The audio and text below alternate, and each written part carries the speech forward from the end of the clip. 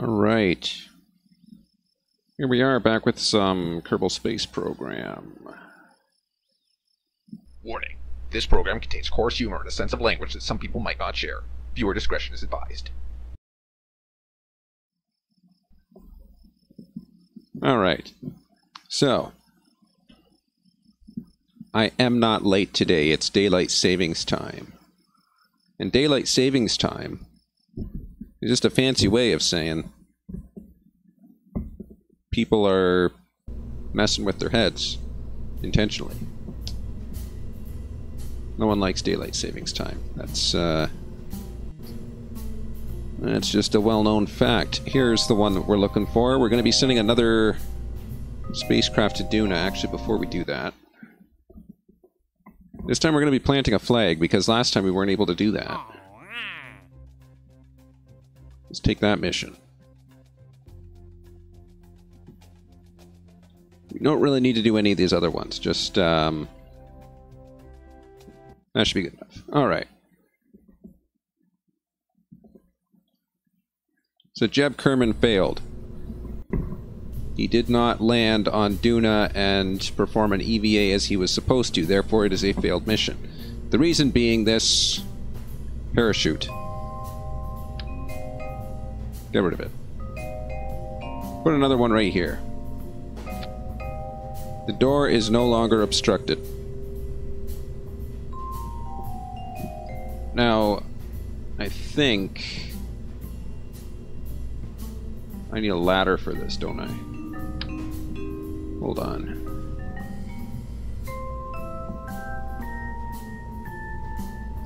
Right, I think I need a ladder for this. For this to be able to work.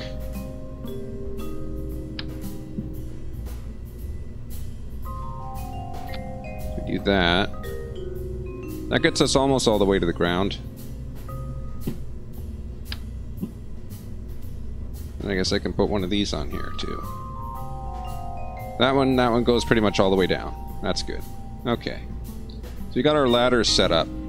This one will go. That'll go right into this one. That'll work fine. This time, Jeb is not being sent on this mission. This time we're sending this dude. Potentially he can fix crap after it breaks, so I want to see how that works. What else we got? This all looks good, for the most part. I mean, it was a successful mission, apart from the fact that we couldn't exit the capsule. This time we want to plant a flag, so we'll save that. It is now mostly perfect. Let's, I don't know, is there anything else we really need to add? I guess we could do a thermometer. Thermometer, we'll do a perometer. Not a barometer, a perometer. It's used to measure cats. Alright.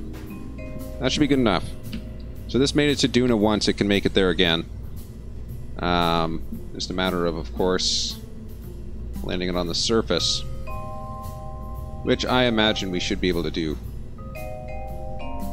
Because like I said, we've done it before. Get the episode started off on the right foot with a countdown. I ate a bunch of spicy food, so sorry if my voice is a little bit off today. See, if we launch from there, we are doomed. Alright, we need to wait until morning. Need to wait until we're facing this direction.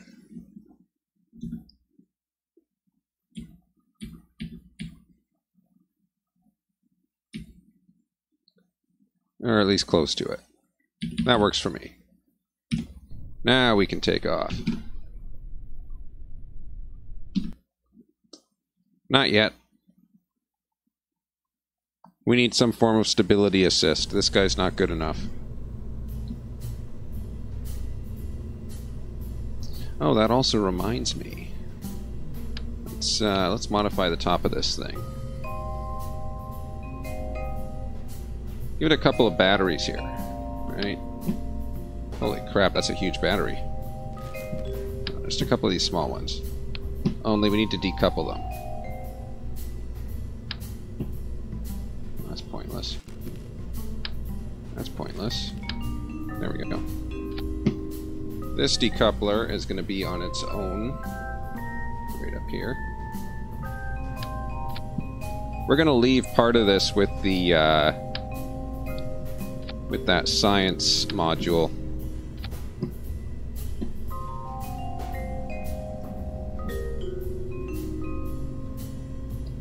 Something for control. I mean, doesn't this work well enough? I think so.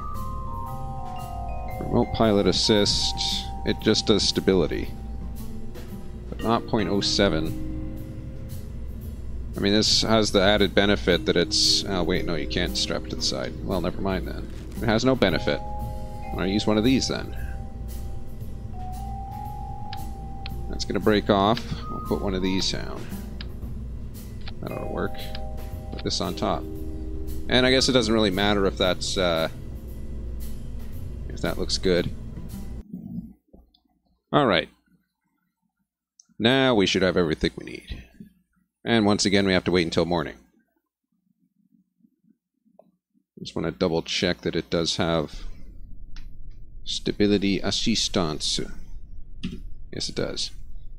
Awesome. Let us wait.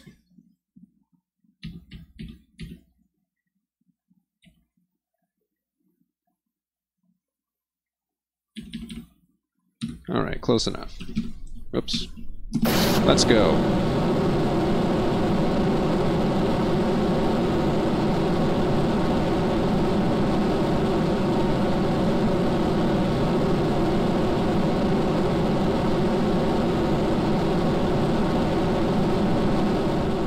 Damn, that is loud.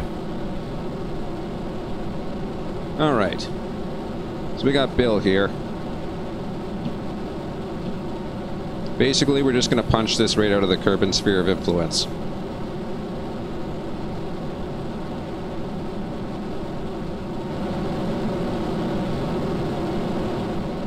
I don't know, something tells me that that's not as aerodynamic as they say it is. I don't know what it could be. It'll be the fact that it has this giant-ass friggin' gradient stepping off the back of it. That's going to cause massive separation. That is going to cause massive amounts of viscous diffusion. But once it's out of the atmosphere, it won't even matter. So let's, we'll just let that go for now. Once again, the viscous diffusion shows its ugly face. Look at that. Usually when you're designing something that's supposed to be aerodynamic, you don't want to have a steep gradient like that, especially if you're going to be working in a compressible region, because that steep gradient is going to cause your separation. That's going to cause your increased drag. And the fact that it, you see it has a very sharp gradient going up there, that's, when you get into the compressible region, that can actually cause weak shocks to develop over the surface. So obviously, not a well-designed product, but given the laws of physics of Kerbal Space Program, the laws of physics allow for it to be basically anything. Well, it can do whatever it wants. Kerbal Space Program is not the most accurate, that's what I'm going to say. But nonetheless, it is a physics simulation. You have drag being calculated within the atmosphere. Outside of the atmosphere, obviously, there is zero drag, so the orbits do not tend to decay. It is interesting nonetheless. Alright, so we're just going to punch this as far as it'll go. With any luck... Ooh. Yeah, that's not a great angle, but it's a decent angle. With any luck, we're going to be hitting this. Maybe in Kerbal's orbit. That's going to push us out to Duna eventually. And the goal here is to land on Duna, plant a flag, take a surface sample, go into orbit, rendezvous with the Science Lab Module Orbiter, deliver batteries, then head back home in time for tea. So, whether or not we will be home in time for tea is anyone's guess. As for this little sunflower array that I set up here, I guess I can start opening that up. I call it the sunflower array because in general, something circular like this, it can get solar power from just about any angle. There's a few angles where it won't, but in general you'll have at least one of these getting some power, so you don't have to worry about it running out. Alright, how are we here? Doing pretty good. Alright, close to 1,000,000 kilometers. Now, in terms of efficiency, I wouldn't say that this is the most efficient method. In fact, I might say the opposite. We're basically just going straight from here and punching our way out of the sphere of influence here. In my experience, I've had more reliably successful missions by doing exactly that. So, in my mind, it works. What we're going to do, once we're out of this sphere of influence here, there we go. Cut power to that. As you can see, our apogee is a little bit above Kerbin's, so that's decent. We are going to have to determine where our next maneuver is going to be such that we collide. Well, not collide. Such that we encounter the red planet. Alright, that's almost on opposite sides of the solar system. That's good to know. So we're almost going to have to wait an entire year, actually, now that I look at this. We're going to be like way down here by the time that we actually begin that burn. How's that? That's a bollocks up close approach. Okay. No, that doesn't actually work. Huh. We'll feel our way around here, see what we get. No, still opposite sides. That's gonna suck. It is looking like, first of all, whatever updates they did to this game made it significantly longer to open up a single add maneuver. See how it lags like that? That's kind of annoying. Where are we? That's our target. That's where we're going to be. That's kind of a crap. That's where we're going to be. That's where our target... Okay. Okay. Let's wait till we get to here.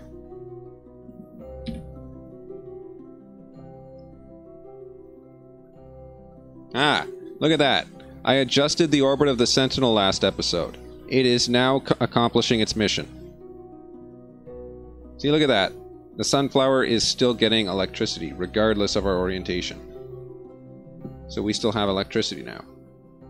That Sentinel mission, those Sentinel missions are actually worth a lot. And they're very easy to do. There's almost no reason to not do the Sentinel missions, especially the first one.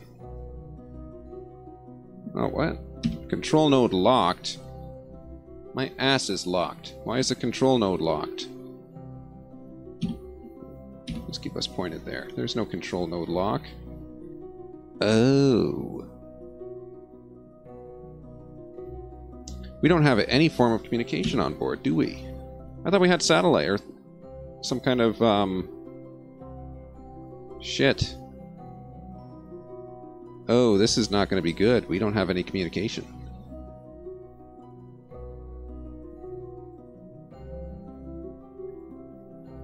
Huh.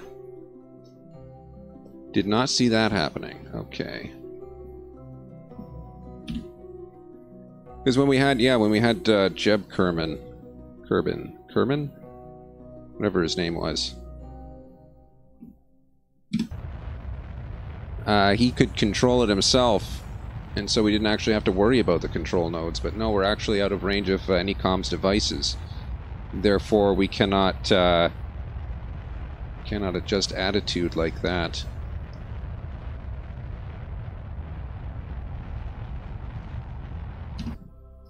Alright. So this is what we're looking at here. There's our target. There's where we're going to be. For this to work, we need to overshoot the target by a significant margin. Which we're not going to do. We're not going to do that. Damn, we still can't add a maneuver. What we're going to do, we're going to add a maneuver over here, and then we're going to just kind of adjust from there. Now, if I go to here, let's go just past that node. Alright. We completed another mission thanks to that Sentinel satellite.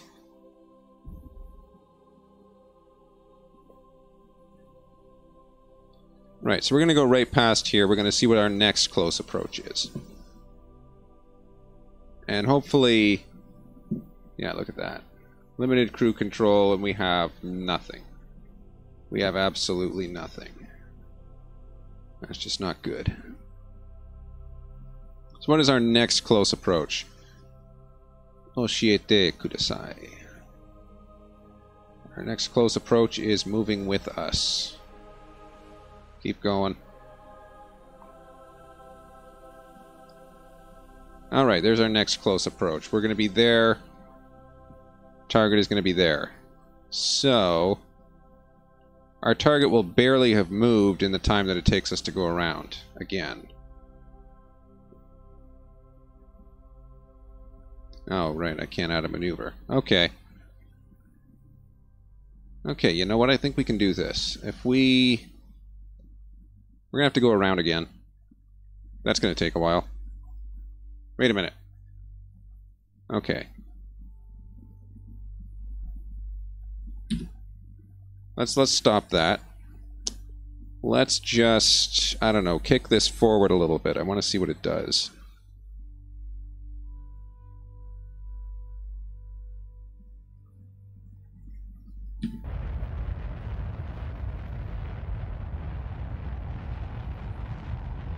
Alright, get us a little closer to that.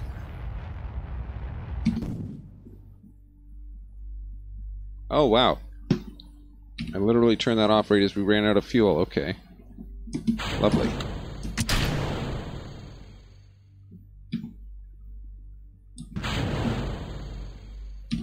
Anyway, we really don't need that. Let's warp over to here.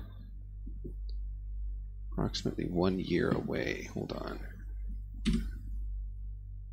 I just have a feeling that this is not quite what it's showing me. That's going to be there at this time. Okay.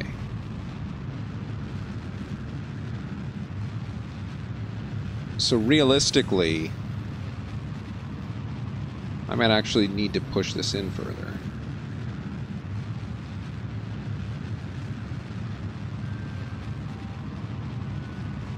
We actually don't have a time limit on this mission, so I can pretty much just waste time like this and it doesn't matter. Let's, alright, let's do that. We'll see what happens.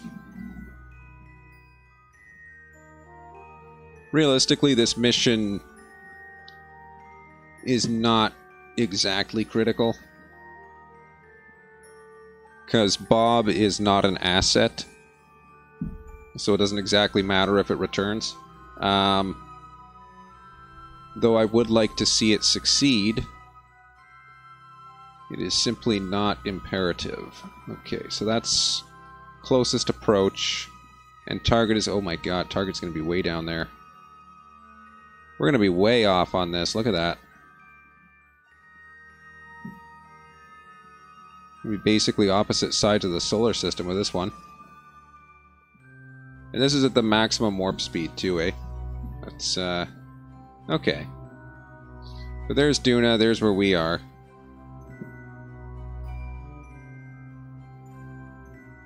Ooh, that was weird.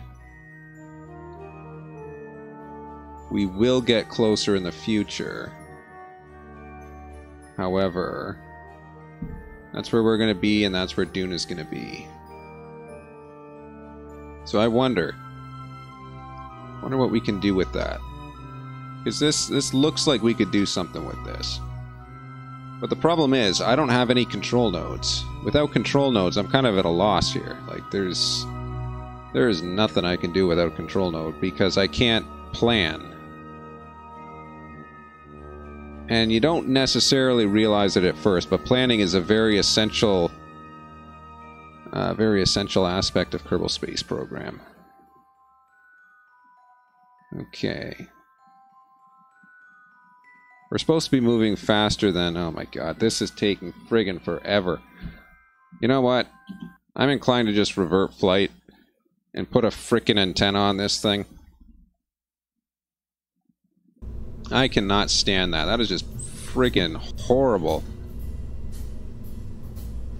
Let's get an antenna on here, damn it. Oh my god, that was just awful. Okay, what's a strong antenna we can do? Something with a relay, I hope. Okay, that's way too big. There's no way we're taking that with us. No, sir. That's 15. This is 100G, but it's friggin' tiny. Doesn't have a relay on it, but you know what? I think that's good enough. We'll do that. Let's do this again. This time we have an antenna, so we should be able to maintain control and use those control nodes that we love so much. If our pilot was a higher level, then I guess it would work. Alright, here we go. Once again, wait until morning. Always better to launch in the morning. Alright.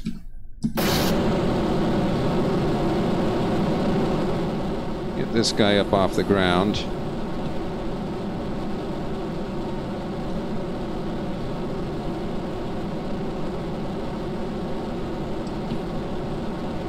You know, they really should have a better checklist system on here. 'Cause it would be nice. It would be nice to know that I forgot the antennas. Something like an actual pop-up. Maybe. I don't know. That might get annoying to some people. Alright. Holy hell. Temperature in the room just friggin' climbed. What is it in here? 30. Well, that's lovely. It's supposed to be friggin' winter. Why is it 30 degrees? That's centigrade, by the way.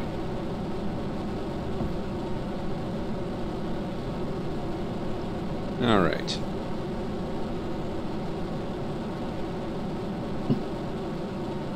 What time marching scheme do you reckon they're using on this? Most video games use something like an explicit Euler. Right? The conditions at state 2 are equal to the conditions at state 1 plus some component of physics multiplied by your time step. That's what most games use. That's an explicit Euler. It doesn't tend to be stable in a lot of cases. In fact, it can be very much unstable when you're talking about aerodynamics.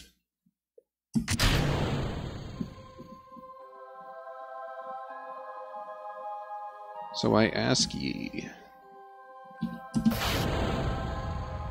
are they actually using an explicit Euler time marching scheme? Or just maybe they're using an implicit?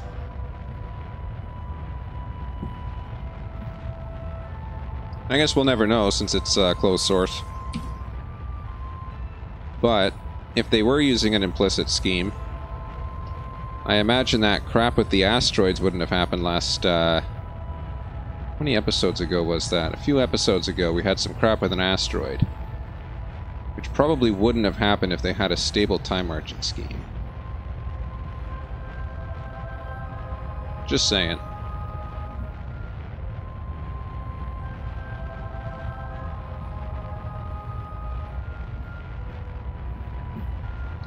So I guess that means, yeah, the Sentinel mission's still going.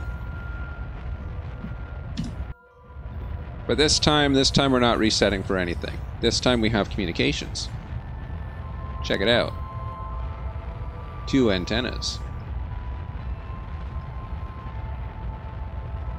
these are 100G combinable. That should give us 200G of distance over which we can communicate with another 200G pickup. In other words, for the most part, once we actually land on Duna, we should be able to get a direct connection to Kerbal Space Center without much issues. That'll be nice. Alright. Should be breaking out of the Kerbal Sphere anytime now. Anytime. What's this guy doing? This guy's just chilling. Look at him. What is this? Interior overlay.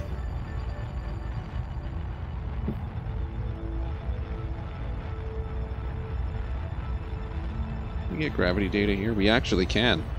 Wow. I don't imagine it's worth much. But data is data.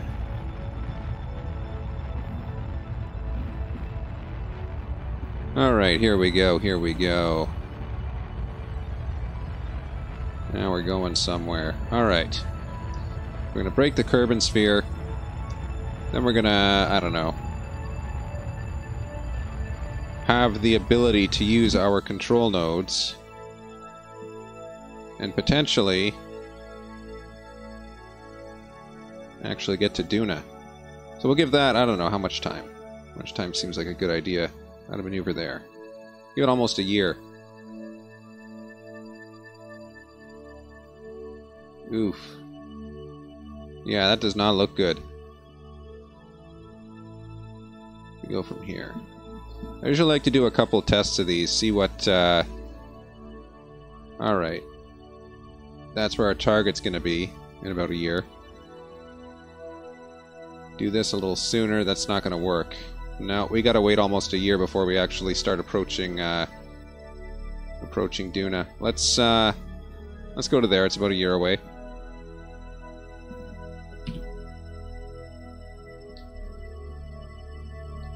Oh. We need to extend our sunflower here. Extend the sunflower.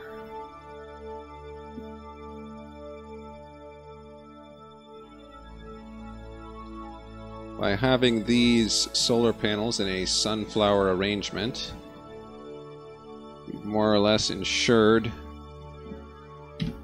regardless of our orientation, we should be able to get electricity. Alright. We're going to see this Sentinel mission complete while we're doing this, simply because those are the easiest missions ever. And there we go. So we literally just made back all the money that we spent on this spacecraft and more. So you get those Sentinel missions. They are worth.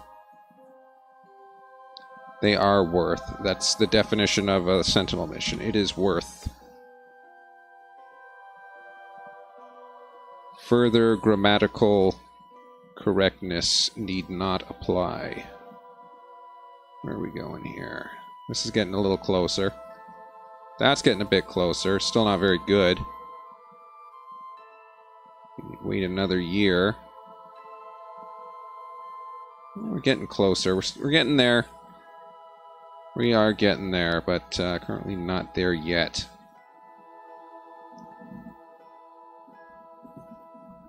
And a bit more time. So you haven't even dropped 1%. That's how good these antennae are. Antenna A. Here we go. Let's try it here. We go from our descending node in about a year. That is very close. That is very close. Actually, I think we'd be maybe right about here. This would be our maneuver point right here. Passing right underneath of my mouse there. That might be the most efficient point to try our burn when we come around in about a year. Let's try it. How does it look? Very, very close. Absolutely close. Look at that. Okay. So roughly here, somewhere. So yeah, we'll give that a year. Ooh, look at that. The Big D. disappeared. Darn. It'd be really cool to actually get something in a close orbit of the sun. The other day I launched a mission which burned up before I got anywhere near the sun. But it worked pretty well. Like, for a mission. It worked really well, I should say. Pretty cool.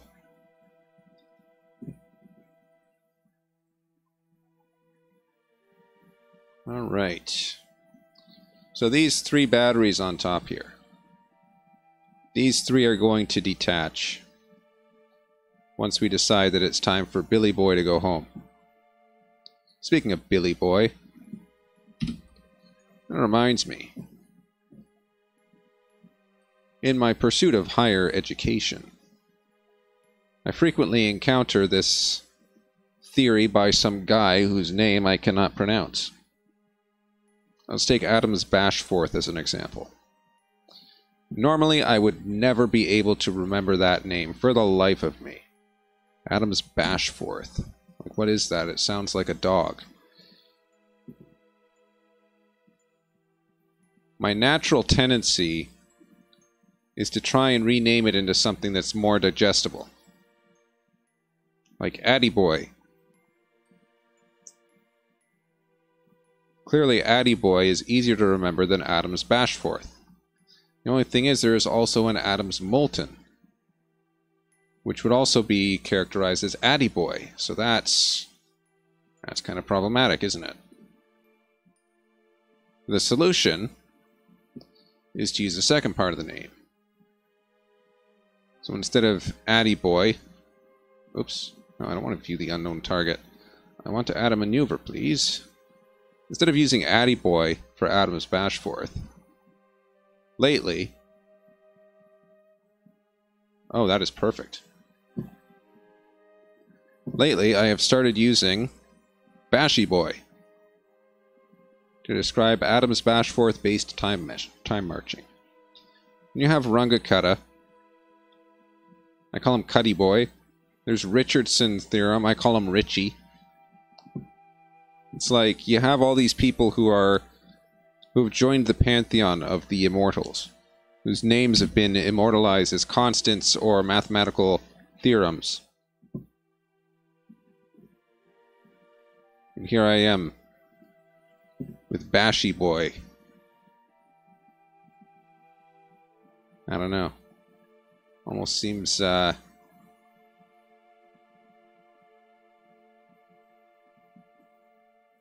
improper to some extent. Okay, here we go. We're in the zone. T-minus 18, 17, 16, 15, 14, 13. Close enough. Let's go.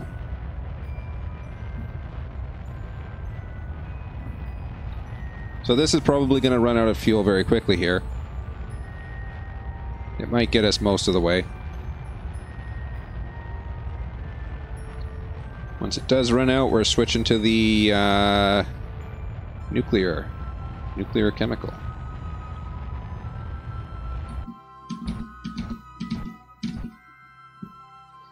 Not sure if anyone heard this, but there was a what was it? The Dawn satellite that's currently in the whatchamacallit asteroid belt. That's it, right? The famous Dawn in the asteroid belt, presently taking measurements. Well, was. The current prevailing theory is that it has run out of hydrazine. Hydrazine, the chemical formula is N2H2. Hydrazine is commonly used as a monopropellant. So they basically were using a monopropellant on Dawn to keep its attitude, more or less. Once you run out of monopropellant, then what? Not much you can do at that point. Just have to abandon mission.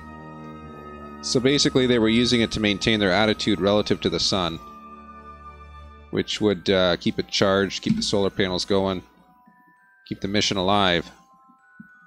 Unfortunately, they lost communications with it. So, pertinent to our discussion on immortal constants, Donny Boy is no more. Oh my god. I had no idea that that naming scheme would work out so well for NASA's Dawn rover. I was not expecting that. But yeah, the Dawn rover now has a new nickname, which is incredible. Where is this? This is anti-radial, isn't it?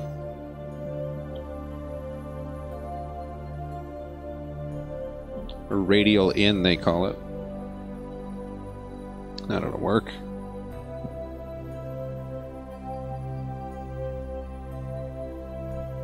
Does this allow me? This does not allow me.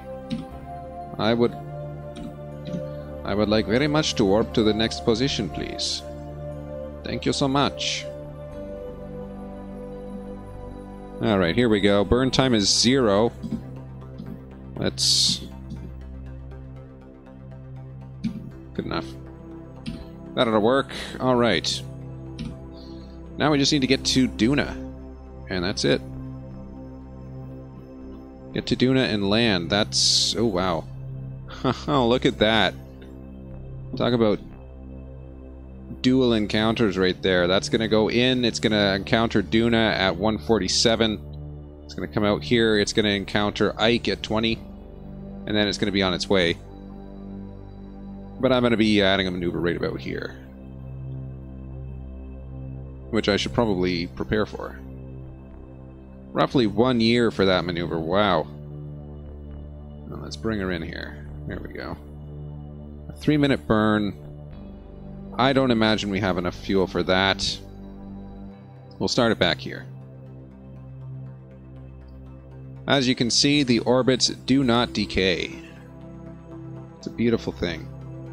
To an extent, it might even be better for Kerbal Space Program if they did introduce an orbit decay that is based on the mass of the satellite. So in this case we have the science module, which has a pretty good mass to it, right? Something like a planet, or in this case Ike. The mass is so extreme that you wouldn't quite expect it to, what the hell is that? You wouldn't quite expect it to deorbit that easily. And realistically, no, you wouldn't. But just a very slight orbit decay for something that's a low mass, for example, something that weighs maybe a kilogram. You should see an orbit decay a lot quicker than something that's, I don't know, 100 kilograms, 100 tons. So something that weighs like 70 tons should have an orbit decay, but not something too extreme, right? Look at this, still 94% signal strength. That's incredible. We're going to be crossing the sun pretty soon. But that's still pretty good. Here we go. Let's see if it actually maintains signal. Does it go to one of the relays? It might. Does it communicate with a relay, or is it direct only? It does go to a relay. Okay. Lovely. Very much lovely indeed. Okay, here we go. Alright. That's what I like to see. Point ourselves opposite to the velocity vector. We have almost no fuel left in this thing. Look, this is going to burn for 2 seconds. Less than 2 seconds. At the rate this thing burns, geez. It's going to burn for half a second. And then we'll be switching to nuclear. Let's, I guess give it a quick punch here.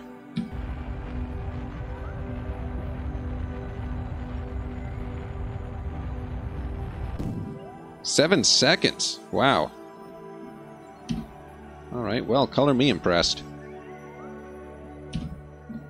Let's dump it.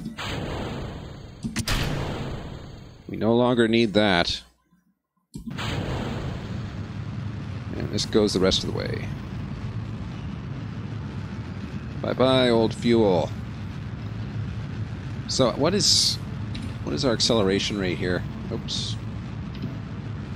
Our acceleration rate is 2.3 meters per second squared.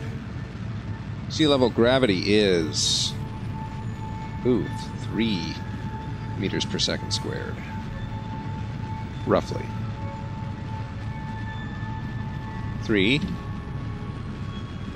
2.3. This is not going to end well. We might need to sacrifice a couple of parachutes for this.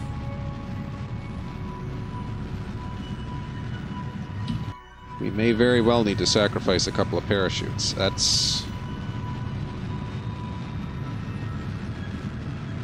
is a potential hazard there.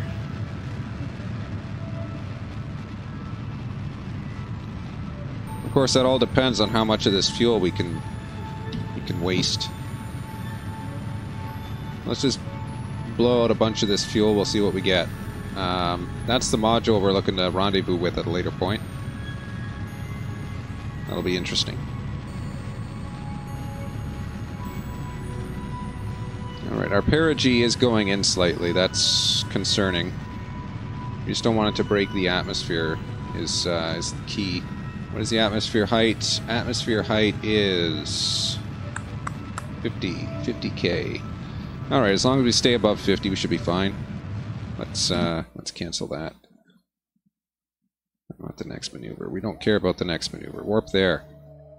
No. Here.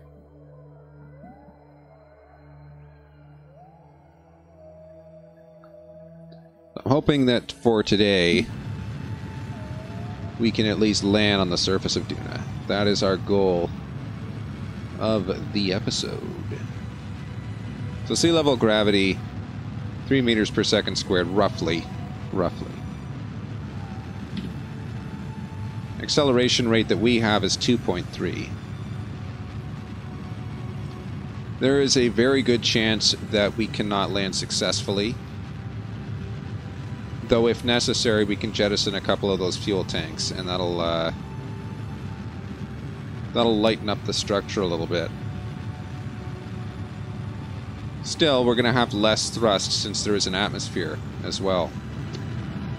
So yeah, I might just need to waste a couple of parachutes for the purposes of landing on Duna here today.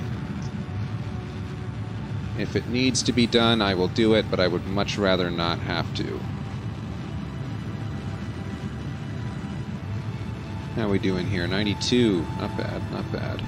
Keep it above 50 and we're happy.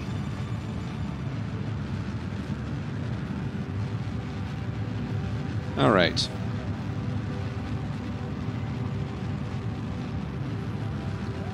This should be pretty close. Well, not close. Yeah, our perigee's moving in there. Alright. Max acceleration, 2.4 meters per second. That's going to decay as we enter the atmosphere, so that's going to suck. We'll do this. Alright. We have our landing path sort of defined now.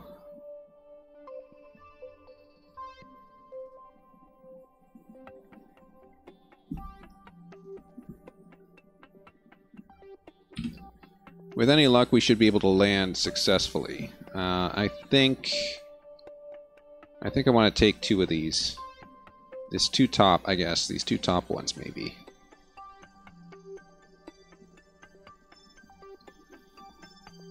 There's a possibility we won't be able to land successfully due to the weight of this additional fuel here. I'll jettison 2 of these if I have to, though. That's my plan. I plan to keep things working. Sometimes too much fuel is a curse. And in this case, it certainly appears to be the reality of the situation. All right. On the other hand, it does seem to be working very well. Max acceleration of 2.4 is terrifying me right now. We really want to crank up that acceleration if we're going to be landing here. We could, like I said, deploy a couple of parachutes. I might have to. Again, it all depends, I guess. Ultimately, we're not really expecting this guy to get home, so maybe we don't even have to worry about it. Look at that. Look at that. Looks like a pimple right there. Yeah, 2.4, not nearly enough. Not for a landing. Best to jettison fuel.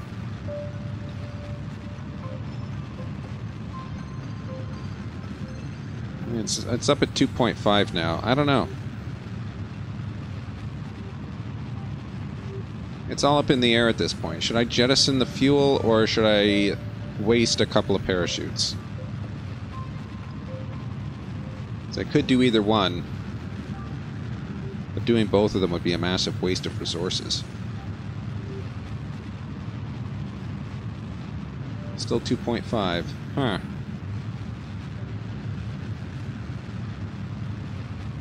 That is most worrisome indeed. I'm going to keep that up. Keep that peg there.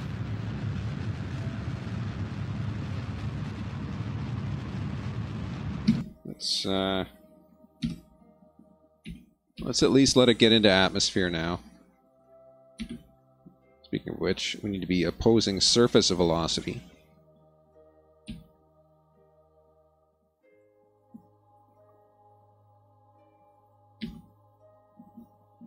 What are we doing here?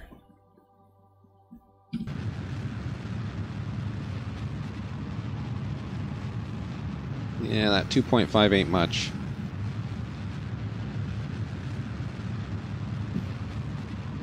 Don't need this anymore. That 2.5 ain't worth much.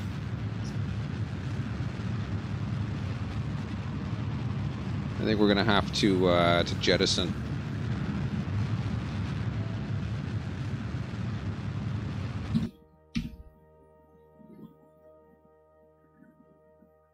So structural components we can get rid of. We can get rid of this, and we can get rid of this. Oh crap, they need a crossfeed. Enable the crossfeed on these two. I'm gonna bring in the rest of the liquid fuel from this guy. I'm gonna jettison this this piece of structure here. I'm gonna do the same for these two. Enable the crossfeed.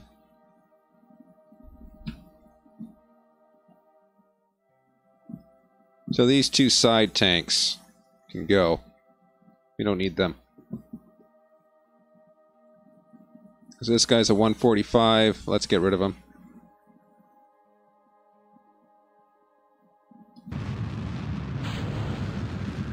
And let's get rid of this guy too. You're a 144. Oh shit. Come on, go. Alright.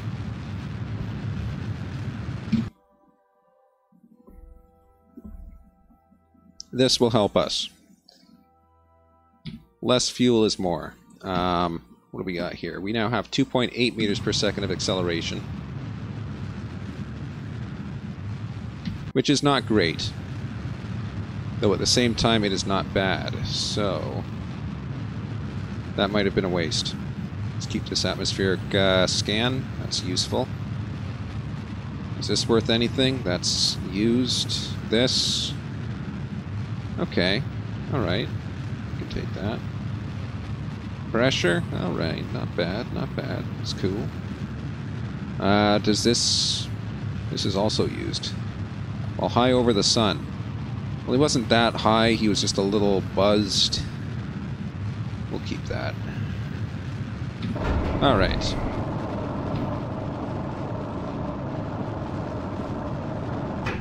We are ready to land.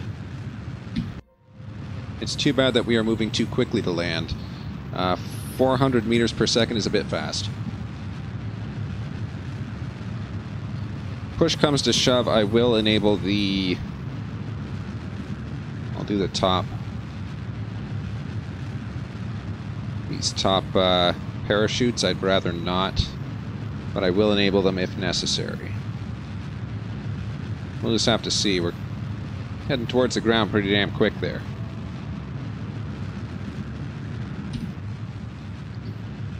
Our acceleration 3.1 meters per second squared. Ground acceleration is roughly 3. So that altitude pull-in, as we can see, this surface velocity is not moving very fast. I'm going to work under the assumption that we're going to be using these guys. We're going to stage them next. Because the last thing we want to do is crash this guy into the ground. That would be just awful.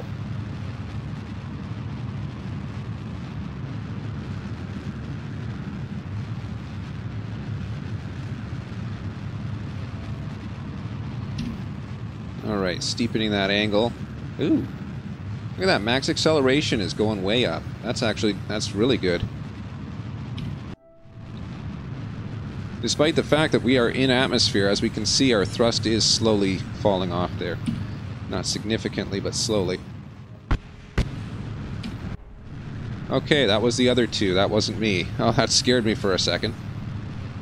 A sudden blip of the audio.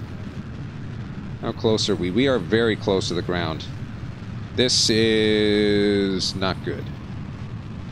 This is not good at all. This is perhaps too close to the ground to be able to save, methinks.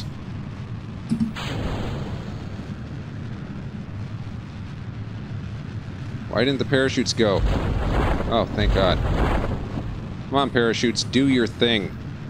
Oh boy, we're right there. We're right at the ground now. Oh dear, this is not good.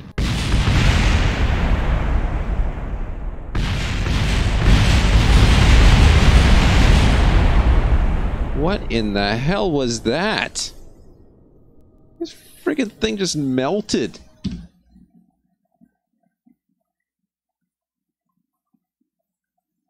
What the hell was that?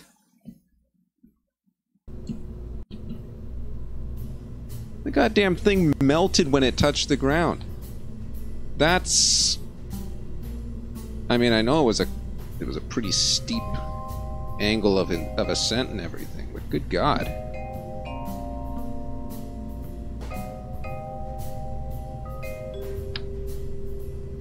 Alrighty then. Deck this thing out with parachutes.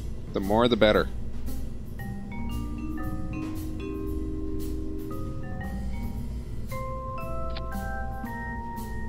Yeah. Well, I'm obviously not going to do that mission again right now. That's, took me long enough to get there. Jeez.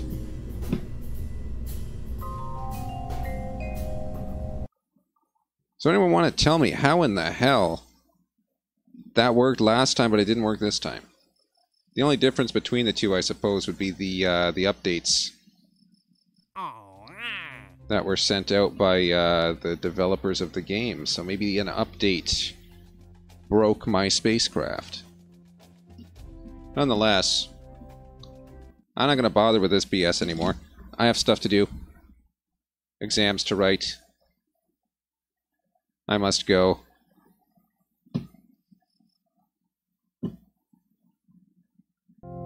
That's it for Kerbal Space Program today. I don't know what the hell that was at the end there. I mean, it survived the initial impact, but then all of a sudden the frickin' thing melted. Like, what the hell is that? God, the temperature in here is unsavory.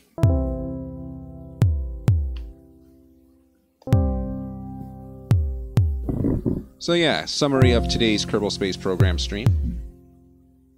We took the we took the Duna lander